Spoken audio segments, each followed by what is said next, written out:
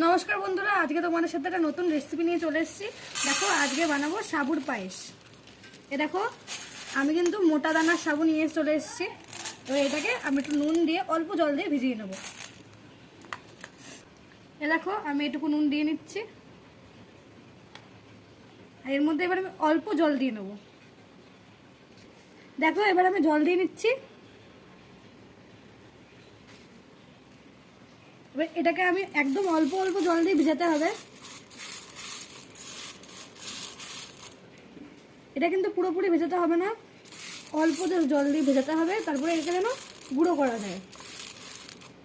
কিন্তু এরকম অল্প অল্প জল দিয়ে ভিজিয়ে কিন্তু এটাকে আধা ঘন্টার মতো এটাকে কিন্তু রেখে দিতে হবে ভালো করে সোক হওয়ার জন্য। দেখো, তারপর কিন্তু এটা ফুলে যাবে। এ দেখো, 15 মিনিট রাখার পরে দেখো এগুলো কিন্তু একদম গলে গেছে। এবার এগুলোকে আমি ভালো করে মেখে নেবো। এটাকে মেখে নিয়ে কিন্তু একটা স্টিকি ডো করে নিতে হবে। দেখো, এবার আমি হাতে কিন্তু তেল মেখে নিয়েছি। এবার এগুলোকে আমি ছোট ছোট করে গোল গোল করে নেবো। এরকম করে কিন্তু ছোট ছোট করে গোল গোল করে নিতে হবে। তাহলে আমি করে নিচ্ছি, তারপর তোমাদের দেখাচ্ছি। দেখো, আমার কিন্তু সবগুলো গোল গোল করা হয়ে গেছে। এবার কিন্তু এটাকে আমি দুধে দিয়ে ফুটিয়ে নেব। এর পরের ভিডিওটা পার্ট 2 এর জন্য রইলো।